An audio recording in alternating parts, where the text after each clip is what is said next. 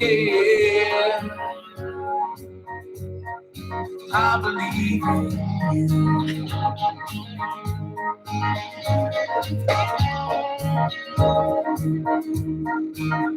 I don't believe in lucky sevens.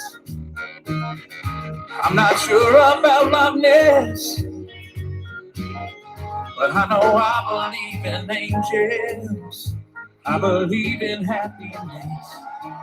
Hello, everybody. It is wonderful to see you this evening. I hope that you're enjoying a nice spring evening. Can you believe it? It's already spring. Hello, Robert. It is so good to see you. I have two amazing guests this evening. They are very successful LA actors, and I cannot wait to talk about a new project that they're working on together, which is super, super cool. Robert, I hope you're doing well and you're in fair weather and great health.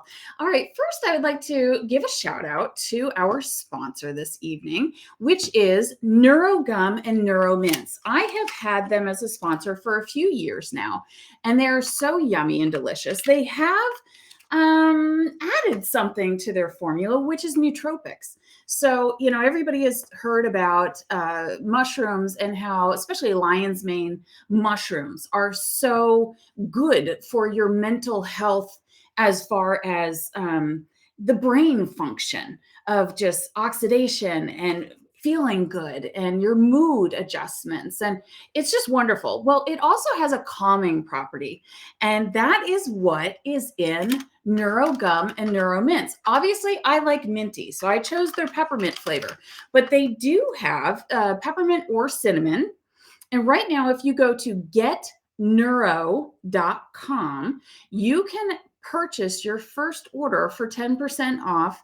And they have also availability in stores right near you. CVS, Amazon, Walmart, Amazon. I'm an Amazon girl, okay?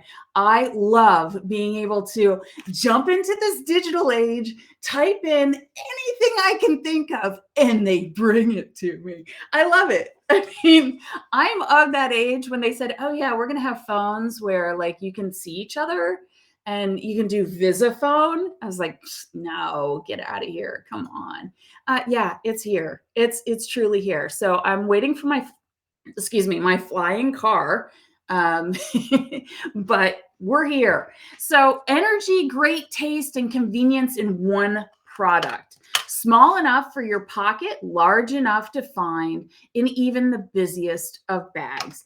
Functional gum and mint to energize, calm, and focus you in the moment. 40 milligrams of caffeine, B6, B12, natural amino acids for focus and clarity. Refresh your state of mind at getneuro.com. That's GETNEURO.com. All right, everybody, let's chat for a moment here about who we have connected. It is, let me get their intro up here. I'm doing it a little differently. Usually I have it so tangible in my hands, and now I'm fumbling because it's right here in front of me. Meredith Jackson and Devin McGee partner for upcoming comedy pilot. Meredith Jackson and Devin McGee are teaming up for Rest in Peace, a vampire comedy pilot set to begin production later this year. The two actors, who have a personal relationship, also have a professional partnership that taps their love for comedy and drama. Jackson appeared in a supporting role in Lifetime's A Rose for Her Grave, which debuted last month. In the film, she played Donna Clift, a real-life victim of her serial killer husband, who tried to murder her while whitewater rafting. Think about that. Tried to murder her while whitewater rafting. The only thing that comes to my mind is going to be obviously drowning, but I need to hear about this. She also starred in season 2 of Fox's Fantasy Island reboot as young Rosemary, a woman who disappeared in the 1980s and whose friends visit the island to try to solve her mysterious disappearance. Her other credits include Paramount Plus's SEAL Team, HBO's Insecure, and Netflix Ozark and Mindhunter. McGee is best known for his reoccurring role of Xavier on the popular CW series One Tree Hill, and most recently played the cybercriminal Brett Johnson in 2 episodes of Netflix, The Web of Make-Believe, and a shady drug-dealing pharmacist, Mitch, on an episode of ABC's The Rookie. He worked in film and television for over a decade throughout the Southeast before relocating to Los Angeles in 2018. Besides acting, McGee is also the drummer in the rock band Pronghorn and the Love Pools. Pronghorn is known for its loyal following and for playing some of the most popular venues in Los Angeles, such as Whiskey A Go-Go and the Viper Room. McGee is also in the band The Love Pools, which released the new single See You in the Funny Papers, can be heard on season 9's premiere of Showtime's Shameless. Both bands have upcoming shows at State Social House in West Hollywood on the Sunset Strip. The Love Pools perform on Friday, March 24th, and Pronghorn on Friday, 28th. Both bands will also be going into the studio soon to record new music. And without any further ado, I'd like to welcome Devin McGee and Meredith Johnson. How are you? I've got to tell you, that was the best intro yet. You guys are so busy. Well, that was a mouthful. Thank you for you were very concise with Well, thank you. all that information. Oh my goodness. You guys have booked shows that people dream of booking. Can you tell me, what do you do? And this is a question for both of you. What do you do to prepare for your audition? Because as we know, auditioning really is the job, right? So what do you do? It is. From a more general take on it, definitely just staying ready in class is a big part of it. We both take classes with Marjorie Ballantyne, who's fantastic. And then beyond that, for each audition specifically, just diving in, figuring out who this person is, what's going on in the story, and finding similarities between yourself and the character, at least for myself, and finding a way in that way. Yeah, and to piggyback off of what she said, I owe a lot to our acting teacher and coach, Marjorie, who studied under the great Stella Adler. Stella trained like Robert De Niro, Marlon Brando. So to be in a class with a teacher of that caliber, just it improves your skill set and your craft leaps and bounds. So ever since moving to Los Angeles, she's been like a godsend, like just discovering her. And so, in terms of preparation, it's like any other, it's like a sport, continual training, and classes are training, and that allows us to exercise that muscle. And, I always say when success is when preparation meets opportunity, and throw in a little talent and a lot of luck. But, yeah. And it's for me as well, like for it, sometimes as many actors know, you're only given a couple of pages. So you just kind of have to imagine what the rest of the story might be and make a choice, and whether that's wrong or right. But I think it's always more important to make a strong choice, even if it's not correct. So yeah, that's Absolutely. So there's so many different markets, right? And we have the Atlanta market that's been growing over the years. You have the LA market, which is the tried and true forever. Like everybody looks at that as the real deal, right? And here in Atlanta, it's very hard to find a good acting coach. What is it like in LA to find a good acting coach? Is it also tough? There are a lot of good studios. I've also taken some groundlings courses for improv, which is also, it all blends together. I mean, it's also acting, even though you're making up the dialogue, it's still same principles. Leslie Kahn, I've taken there, like another great studio. There are just so many good, Max Decker, so many good studios in Los Angeles. I could just go on. You can easily find them, but you guys have some good ones in the Southeast too, where we came from in Wilmington. There's Ali and Ron at Actors Arsenal. They are fantastic. We took Meisner with Ron Ron Falica, and yeah, they're great too. So I mean, in Wilmington. in Wilmington, yeah. I don't know as much about the classes in Atlanta. I've just gone there to work some, and I have family there, but haven't taken classes there. I'm sure you guys have people too. We do. And I- We definitely do. And I know with the market, the film industry being in Atlanta for especially, you know, thriving the last decade or more, a lot, there's been an influx of more talent. Mhm. A lot of people have migrated from the West Coast to Georgia, and hence a lot of the, again, there's some great I know acting classes and teachers there as well. I just off the top of my head can't name any names, but I know we have friends in Atlanta I know that study with a couple of different people, and you know, so the caliber of talent there I know is it's you know, it's pretty level at this point. Well, you know, and that's a good thing. A couple of years ago, when more than a couple of years ago, let's say, you know, 2012, 2011, especially 2013, we started to see big budget productions here in Atlanta.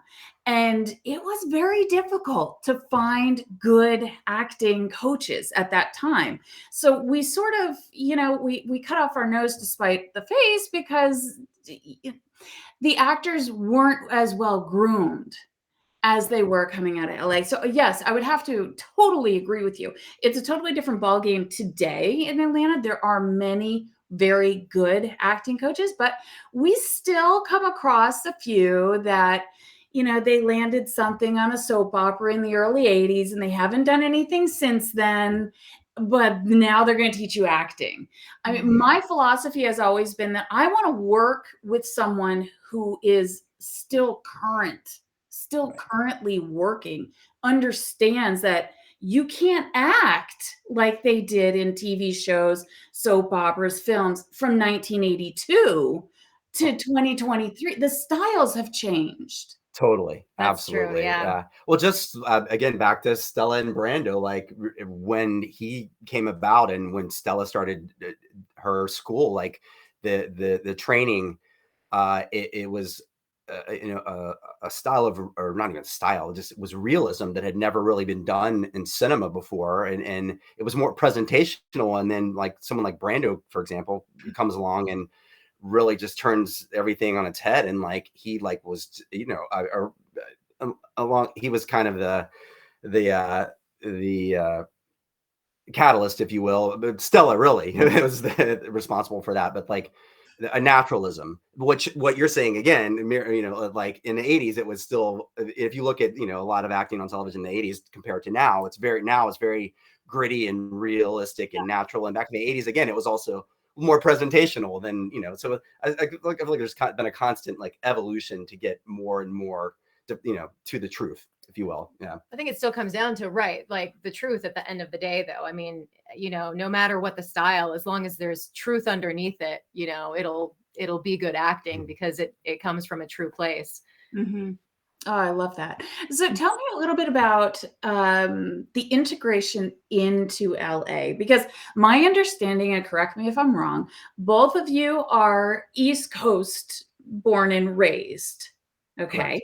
Now, at some point, you moved to LA because that's where you are today. So that's like the extent of my inference.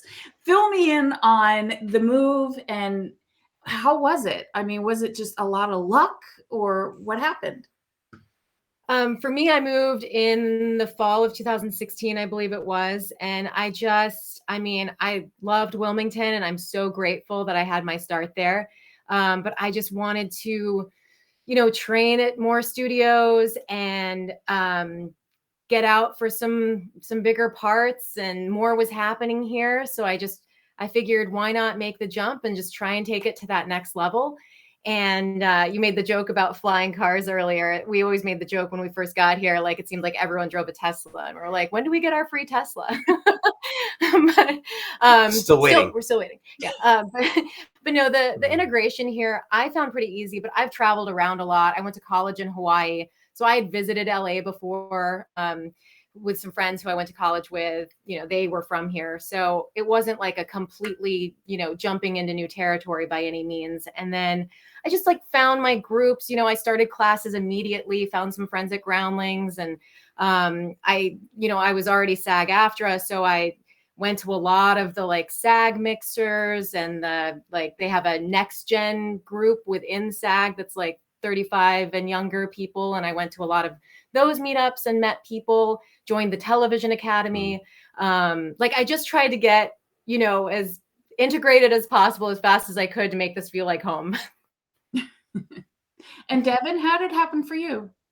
Well, I also knew that it was time to mix things up, and it was time to make a change for me. I felt kind of like I wanted to try to take it to the next level, and I feel like in order to do that, usually you go to New York or you go to Los Angeles, and we honestly we still do have a lot of friends from the East Coast that live in LA that moved out here prior to us. So, I'd already heard a lot of great things about it. And I knew it was a beautiful state. And for myself, I'm a beach person. So I was like, and no offense to Atlanta, but I was like, I don't want to be landlocked, know. I've got to be near the ocean, man. So, and LA has pretty good waves. I'm a surfer. So like, I was like, oh, it's kind of a no-brainer. I was like, okay, which one? Yeah. And, yeah, I mean, that being said, taking the plunge into a much larger market has been it's been a challenge, because you're a tiny little minnow in a vast ocean here versus in the Southeast market. But although Atlanta, I feel like is pretty competitive nowadays. I feel like there's so much competition there as well. So anytime you move to a new market, there's always a learning curve, if you will, of establishing yourself in that marketing and getting to know people and hopefully getting casting directors to know you and your work, and that just takes time. And it's essentially like as our acting teacher Marjorie said, she had established herself in New York and was doing really great, but she decided to move to LA back in the 80s, and but you really are starting pretty much completely from scratch, except for your experience that you bring that with you. But in terms of like everything else, it really is like starting completely fresh. So it's very exciting, but it can also be very like daunting at the same time.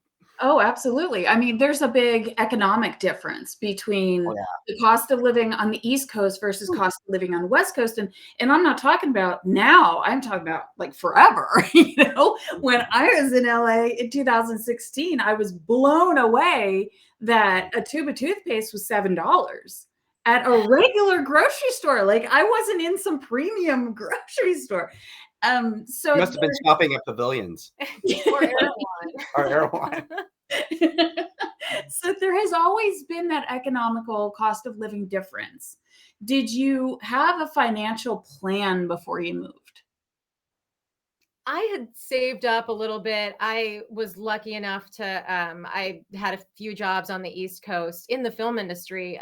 My friend, Marty Siu, is an extras casting director, and she hired me as her extras casting assistant on quite a few projects. So I worked on The Longest Ride, The Choice, Bolden, all with her. So thanks to her, I was able to save some money in addition to like, what I would make from my acting jobs. And then of course, when you get out here, you have to have a survival job too, just to, because of the difference in the cost of living, but just so that you're never worried about, when is that next job going to come? It just takes the pressure off for sure. Right. So Devin, you smirked. I had no game plan at all. I just took the plunge. I don't know. I was like, I'll figure it out as it happens. And so luckily after a year or two or three, I finally started to get some traction and found a good team of reps. But I definitely like even just finding representation in this market, even if you have experience, it's no easy task. It takes a while, like just to even get a talent agent, to or find a manager and find a good team that works, and find someone who really, Yeah, who you absolutely. work well with and believes in you. Yes. And, we're so lucky to like have that team in place It's very now. important. Like yeah. I mean, because someone can be great, but you also want that relationship with Has to be a them good where fit. like, they're cheering you on. Yeah. So, Oh my gosh, that means the world. I mean, I have a little bit of a personal story that I'll share with you. My LA agent passed away last year. And he was a wonderful man, a sweet man. So there's that friendship that I was grieving, but I just cried and cried and cried and cried and cried. And my husband hugged me and he said, "Why is this bothering you so much?" And I said, "Because he believed in me." Yeah. And that is everything to. it's like what Gaga said, you can have 100 people in a room and 99 of them don't believe in you. All it takes is one person to believe in you. Yeah. And there's it some makes truth to that. Yeah. huge difference. Yeah. Well, thank you so much for sharing that information. There's so many people that will watch shows with successful actors, and they want to know how they look at you guys and go, "Oh my gosh, The Rookie and Ozarks and One Tree Hill and this, that, and the other," and it's like, okay, I want that. But there's so much going on in the background. So thank you for entertaining me in those questions. I definitely want to ask you, this is to Meredith, A Rose for Her Grave. Tell me a little bit about that. So yeah, that actually shot on the East Coast. That was Donna Belijack cast that, and she also cast me in Mindhunter. So thank you, Donna. And yeah, that was a wonderful, wonderful project to work on. The director, Marty Go, she's amazing. And yeah, it's a Lifetime movie. It just came out last month. Chriselle Staus is the star of it. She plays Lori. She's from Selling Sunset, and she's the nicest person. But yeah, we had a blast filming that, but it was also just really tough knowing that it was a real story and that I was playing a real person that all of this trauma happened to. So that was one of the hardest aspects of that job, just wanting to do that justice, because Donna Clift is a real person who really went through this traumatic experience, who was married to this guy, Randy Roth, who, they went on this whitewater rafting trip, and he ran the raft into some rocks, which is a line that I say in the movie, but it really, he tried to flood the raft. He knew she couldn't swim that well. And he had a pattern. He had done this to other ex-wives. He would marry someone and then kill them off for the life insurance money. And it took a while to prove, or maybe it didn't. I don't know. Watch the movie and find out. No spoilers. No, it's a real story, so you can probably just Google it. But yeah, it's. I just still can't believe that this guy exists and these people went through all of this. And it was. I'm so glad I got to inhabit that character for a little while. Because I wish I could sit down with the real Donna, because oh my gosh, the things that she went through are horrific. And it was an emotional roller coaster, but yeah, a good acting opportunity for sure. But yeah. For that role, were you able to speak with anyone in the family to do some research behind it? I wasn't able to, no. So it was just a lot of Google research and just honestly trying to put myself in that situation where, what does that trauma look like after some years have passed, but, it's still within you and you still have that experience, that doesn't really go away. And just trying to hold on to that and think about what that must be like. And knowing, at the time he was still out there. So like kind of always glancing over your shoulder because, is he gonna try again? Like, you're kind of a little on edge after something like that. So I think just trying to embody what that must have been like for her. And isn't it interesting? We will see something, of course, it's horrific. Someone goes missing and then they put the pieces together. And once they find the killer, it's like an aha moment, because now all of a sudden there's all these other cases where they're making the connections and saying, I think they did that too. And I just can't even imagine. So that is on Lifetime, A Rose for Her Grave. All right. Now I would like to ask Devin about One Tree Hill. So tell me a little bit about your character on One Tree Hill. How early in your career was that when you booked One Tree Hill? Um, wow, that's a good question. I'm trying to think exactly how long I had been acting professionally at that point. A few years in, I don't know, for lack of an exact time frame. And the interesting a bit about that particular role, I was living in Wilmington at the time. So when I initially booked it, it was just a one-off. It was a co-star, and it was going to be, my character was, it was just I was randomly robbing a gas station when one of the beloved characters, Quentin Fields on the show, who was a basketball player on the show, goes in to get a snack. He stopped for gas, and he caught me in the middle of robbing the store, and I had just killed the store clerk, and I killed him. And then that was the end of that storyline. But then like a year later, they asked me if I wanted to come back and reprise the role and wreak more havoc on the town of Tree Hill. And so, of course, I said, yeah, absolutely. Because, the bad guy is always way more fun to play, usually. Yeah.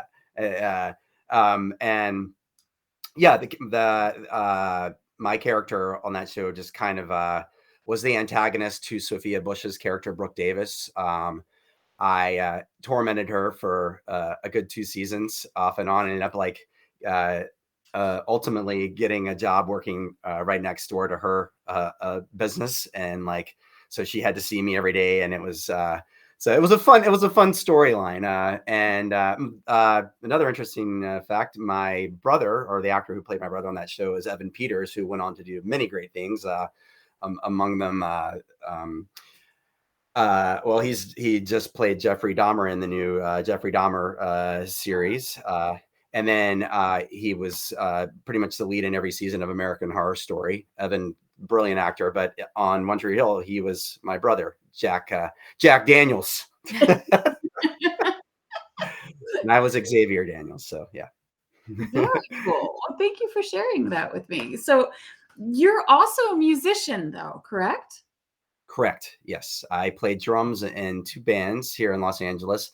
My dad is a drummer, so I grew up around music my whole life. And initially I wanted to be a guitar player, but I just didn't have the patience or the chops. And so I reverted back to, I was like, well, drums are in my blood. So I played, in high school. I was in bands. I actually was in band in middle school, and even like freshman year in high school. And then I was like, oh, this isn't cool to be in the band anymore. So I just went and started rock bands instead. And then, in college, I was in a few bands. And ironically, the band that I'm in now, one of the bands I'm in Los Angeles, Pronghorn, I was in a band with the singer and songwriter of that band in Wilmington. We both lived in Wilmington, North Carolina at that time. And that was a good 10 years ago, I think a decade or more.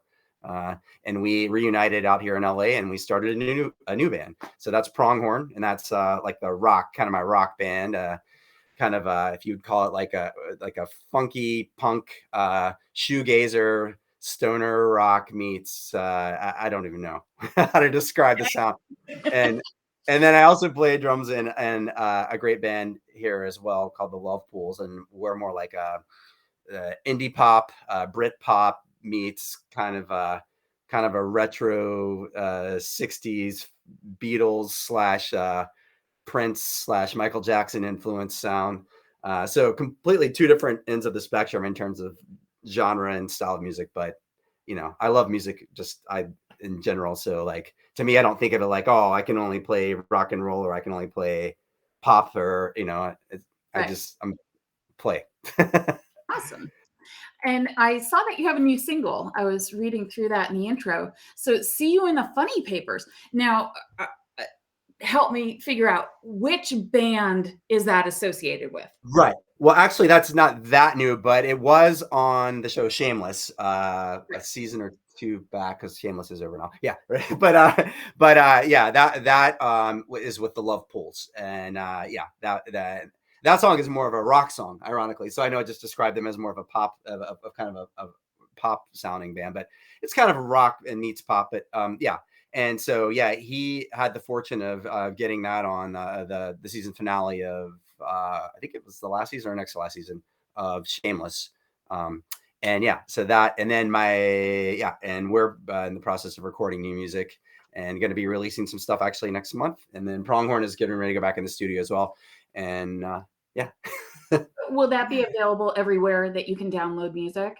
Yes, both are. Right now, we both have Pronghorn has music on all the major platforms, everything from Spotify to yes, on all the streaming platforms, and the Love Pools does as well.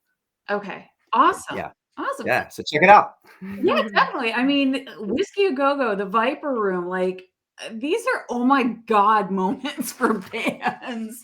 That had to be They will for us as well. Yes. what kind of a rush is that to know that you're in on an iconic stage and you're playing in LA? Like, It was not lost on us. Trust me. Like, be on the same stage that like everyone from Jim Morrison to the Rolling Stones to like you name it, and go upstairs in the green room where Morrison probably drank way too much whiskey, and so yeah, that it was really. I mean, and then the Viper Room, of course, iconic as well. For a number of reasons. Some a little more somber than others, but there was Johnny Depp's place that he started years ago, and but yeah, it's cool. It's interesting when you finally are on that stage. I mean, it's like I mean, I've played music for so many years, so it's like you do what you do, and regardless of the setting. But like, like you kind of step outside of yourself for a second. And you're like, man, I'm on the stage where all this great music, took place years before, and it's really cool. I mean, the Sunset Strip in general, it's just a small little few, as you probably know, blocks, a couple of blocks in West Hollywood, but like all these iconic places where some of the best music ever made in the world, started, and all these bands from the 60s all the way up to the 80s, and when in its heyday. And yeah, so it's really neat to be a part of that. yeah, that's amazing. And it's nice to have just a little bit of age behind you and experience behind you to realize where you are. I have a friend of mine, her son is phenomenal. He plays guitar and sings, and I mean, he knows every word of anything that came out 1960s forward. And he played 2 years ago, maybe right before the pandemic, at Whiskey A Go-Go. And I'm like, he's 15. He's not, like there are so many people they would sell their toes for that moment. He probably appreciated it, at least. So it sounds like if he was that much of a music connoisseur, then he probably at least understood the significance of it to some degree. Yeah, I definitely hope so. So all right, Devin, I'm going to give you a break for a second. So Meredith, Fantasy Island. Tell me about your part on Fox's Fantasy Island and what was that like? Oh, it was wonderful. We shot in Puerto Rico. So, first of all, just beautiful, gorgeous location, warm weather. Yeah, and then it was so fun because my character, she disappeared in the 80s. So, when we found me, young Rosemary, I was the one guiding her friends through kind of what happened to her, or giving them hints as to what might have happened to her. And so I got to dress in the 80s clothes and the big hair. So that was just amazing to kind of have a whole different vibe and look. Such a fun outfit. And then working with everyone, I was working with like legends on that show too. I worked with Lynn Whitfield, Daphne Reed, and Yeah, and I shared the role of Rosemary with Maureen McCormick, who played, who was the original Marsha Brady. Marsha. Yeah, Marsha Brady from the Brady Bunch. So when you meet Rosemary later, it's Maureen McCormick, which is so much fun because I remember watching the Brady Bunch. So yeah, that was a blast, and it was cool to like work off everybody too, as I was, helping each person through their personal issues, on the show, and then yeah, giving fun hints as to what might have happened to me back in the 80s. Oh, how fun, man. On Fantasy And I got to break some plates. I love these reboot shows because it's like a treat inside of a treat. It's like everybody remembers Fantasy Island, and now you get to do it, all over again and bring it up to date. And it's like, that's just so fun. And to be able to be with, those iconic actors and just sort of, I love to absorb everything. So you look at how people are on screen and off screen, like how do they scratch their nose, and it's amazing. I think part of being a thespian is loving how people move and being a people watcher. Absolutely. Yep. And talking about being in front of the camera and behind the camera, you have a project that the two of you are working on. It's in pre-production. Can you tell us a little bit about that? Yes, we have crafted a pilot. It started with my father and myself years ago, the concept. It's a vampire comedy called Rest in Peace. And essentially, the story is about a family of dysfunctional vampires who have a failing rest home that they now run. Formerly, it was a brothel in the 1800s. But they've been around. It takes place in a little southern, the fictional town of Peace, North Carolina. Essentially what happens is the family is separated through a series of events, and they are reconvene a few hundred years later, and they are trying to figure out how to salvage their ancestral home and business, which is Peace House in Peace, North Carolina. And now it's a failing rest home. There's like basically 2 residents left, and so they come up with they concoct an idea to convert it to a rest home for aging, really, really old, senile vampires.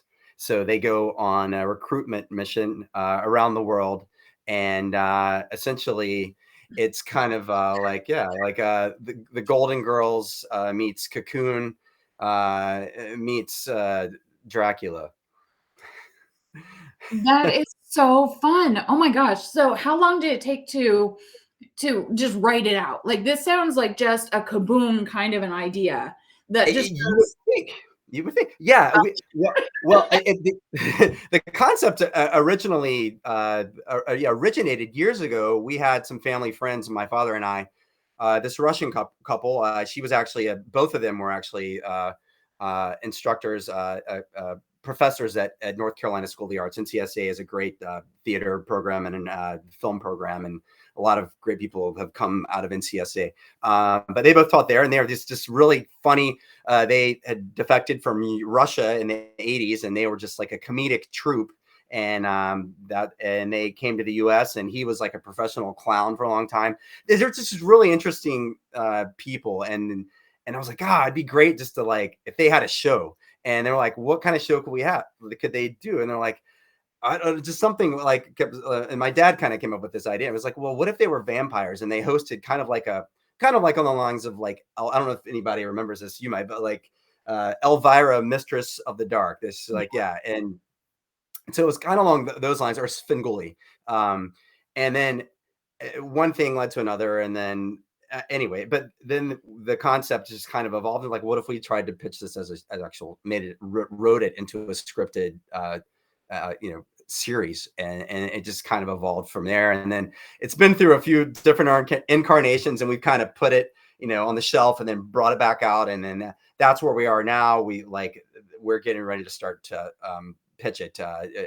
That's our next step.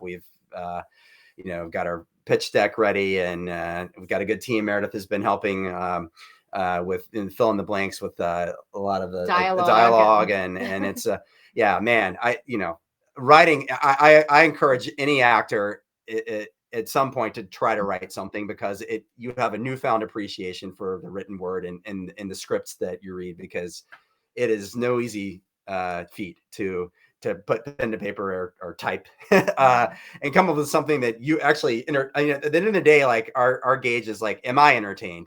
Like, does it make me laugh? And I feel like that's a good barometer. If I'm laughing, chances are someone else will probably laugh as well. So, and just the fact that what really that I am excited about with the premise of the show is it centers around a primarily older cast of characters, and I feel like there's so many great actors because of ageism nowadays that should be working but aren't.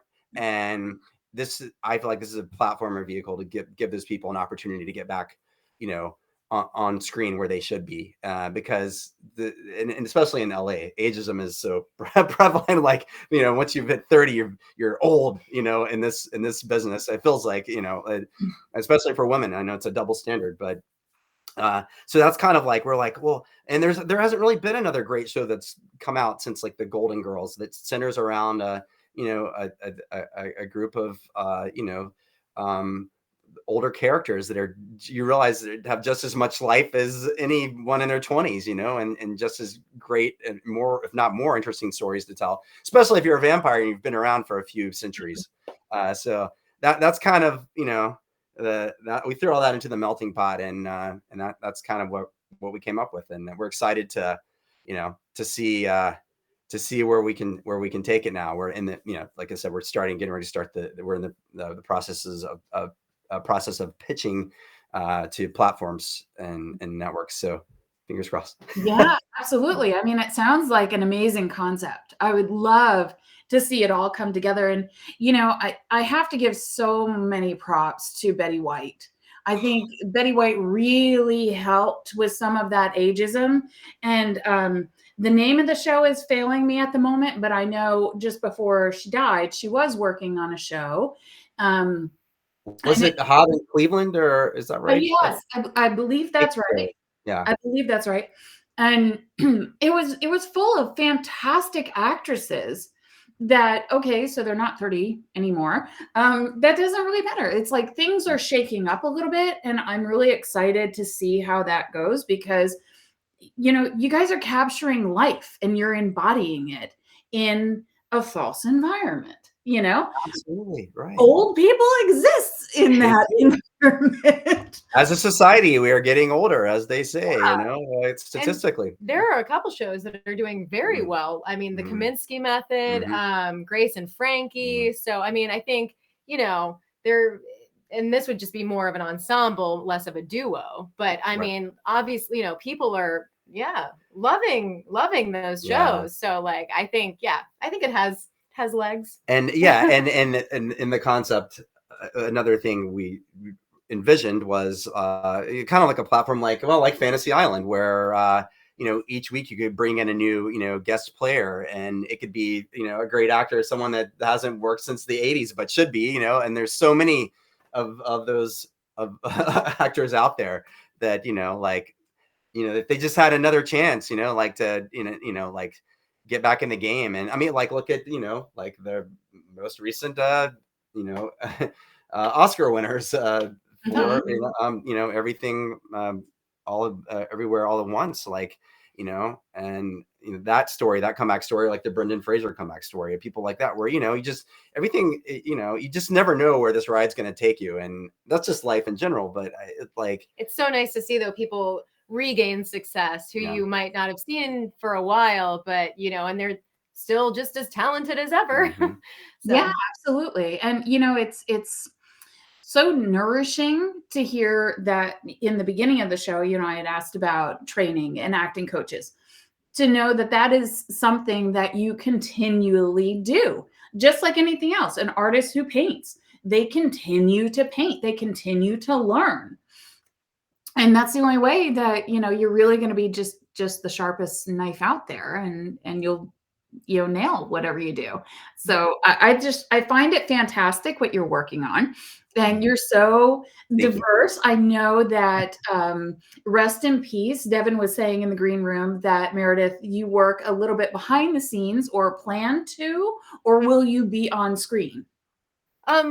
It depends on, what is written really down the road. I don't necessarily think that there's anything in the pilot script that that I would fit. But down the road, I'm sure, we can come up with some fun character for me to play. But yeah, until then, I'll just continue to help writing it, and I love writing as well. I've written a few of my own series too. So I enjoy that process almost as much as acting. Well, I can't wait to hear which network picks you guys up, because I know, it's a shoo-in. You guys, Thank you. This has to be out there for everybody. You'll have to come play with us if we get this off the ground here. Yeah, absolutely. Well, I wish you all the luck and success in Rest in Peace, and congratulations on all your success, past and future, because I can't wait to see you guys on TV and filming again. And I know, you're in pre-production, Devin. You have a couple of projects. I do. Actually, I have one, if I could plug it really quickly. It's already out. It's a golf comedy called Birdies, and it's on all the streaming platforms, and you can watch it for free now on Tubi TV. It's called Birdies. I play a zany golf cart guy.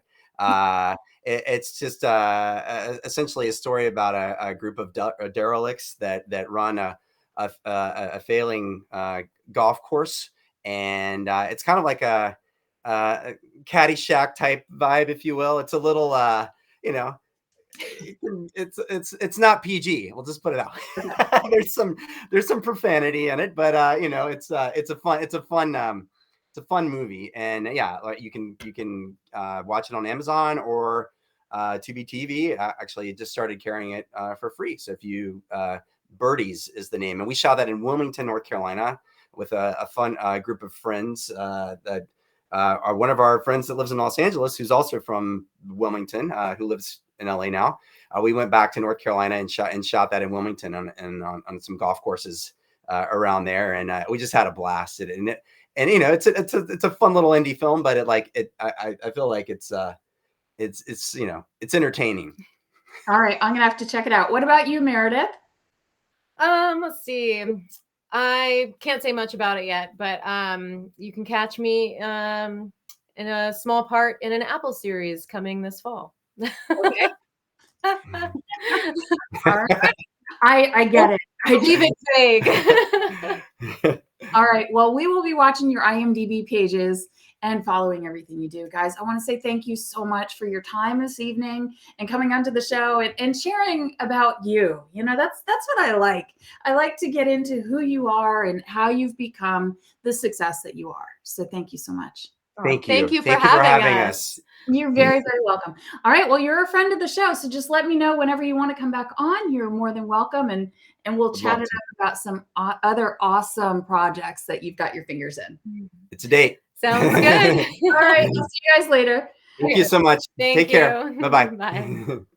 Everybody, thank you so much for watching the show. This has been amazing. I really enjoyed them, and I know that you did too. So make sure that you like and you subscribe on YouTube, as well as catch us on Amazon Prime.